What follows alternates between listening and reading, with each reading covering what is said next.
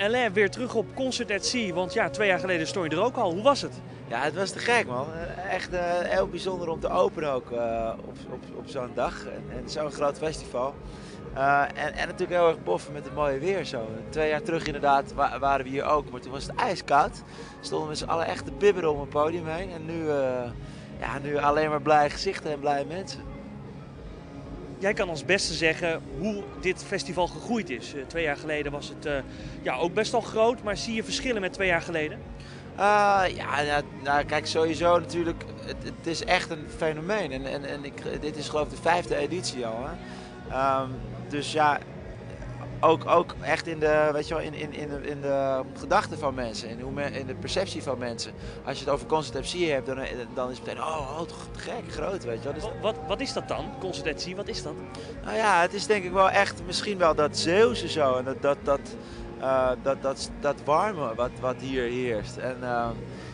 En het stukje, weet je, dat de jongens van Bluff er zo achter zitten. Ik weet ook niet precies wat het is, maar het heeft iets. Ik heb het net ook al in een eerder interview gezegd van het bijzondere hieraan is dat het is een heel groot festival. Er zijn 30.000 tot 40.000 mensen op dat veld. Maar toch heeft het iets heel erg intiems. En die combinatie kom je niet heel vaak tegen. Want je staat op heel veel festivals. Is dat te vergelijken met Concert at Sea? Nou, dat is precies wat ik bedoel. Dus ik sta op veel plekken, maar vaak bij dat grote, dan wordt het vaak massaal. En dat is ook heel erg kicken. Maar het leuke is hieraan dat het toch een heel intiem sfeertje heeft. En al die blije gezichten en mensen die gewoon allemaal echt zin hebben in een feestje, weet je wel. Nu sta je eind augustus nog in Middelburg op het Zeeland Nazomerfestival, maar daarna ga je de clubtour doen. Ja, wat vind je leuker, buiten staan of toch intiem binnen? Ja, je noemt dit festival ook intiem, maar wat vind je leuker? Ik vind het vooral leuk dat ik niet hoef te kiezen, dat ik het dus allebei kan doen. En daarom ben ik ook wel heel erg blij dat het echt bij mij gescheiden is. Ik ga aan het einde van de zomer de clubs in en de zomer lekker buiten staan op de grote festivals. Maar ik hou wel van intiem, weet je wel, in mijn muziek. Mijn muziek heeft het denk ik ook een beetje nodig. Er zitten veel soort van kleine dingetjes in die vaak op grote podia wat wegwaaien, weet je wel, letterlijk en figuurlijk. Dus ik vind het altijd wel leuk als ik mensen in hun ogen kan aankijken. Als ik af en toe eens van de microfoon af kan stappen en gewoon door kan zingen. En dat is hier natuurlijk erg moeilijk. Dus als ik echt moet kiezen, dan kies ik toch voor de clubs. Maar nogmaals, ik ben heel blij dat ik dit soort dingen ook mag doen. Je zei intiem in Zeeland. We gaan als einde van dit interview even jouw zeeuwfactor berekenen. Een aantal vragen over Zeeland. Kijken of je ze goed kan beantwoorden. Want ja, kan je 3 Zeeuwse bands opnoemen? Oh man. Nou ja, Bluff. Ze hebben ook nog een alias, hè, Bluff eigenlijk. Maar ik weet de titel niet meer. Oh, wat erg.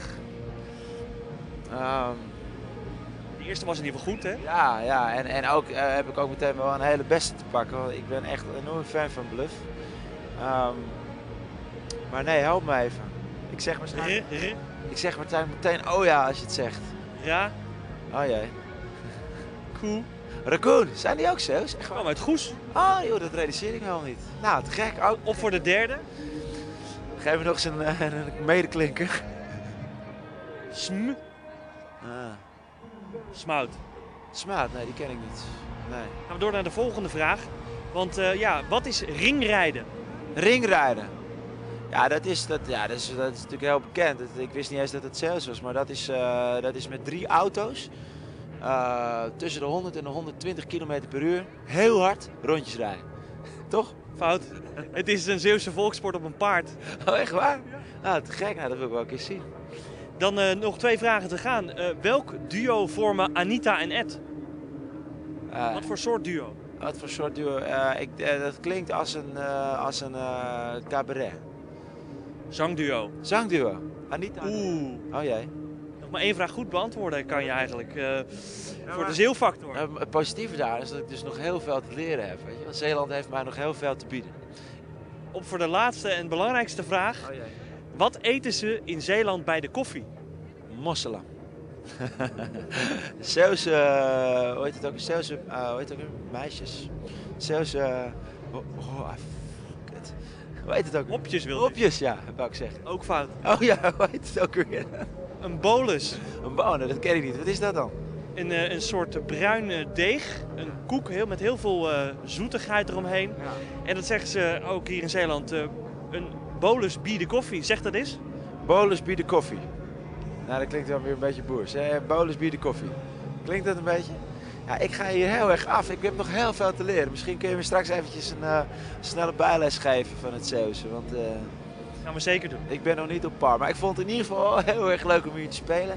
En mensen, dat kan ik wel andersom zeggen, dat mensen hier wel heel erg muzikaal zijn en heel tof meedoen. Dus dank jullie wel allemaal.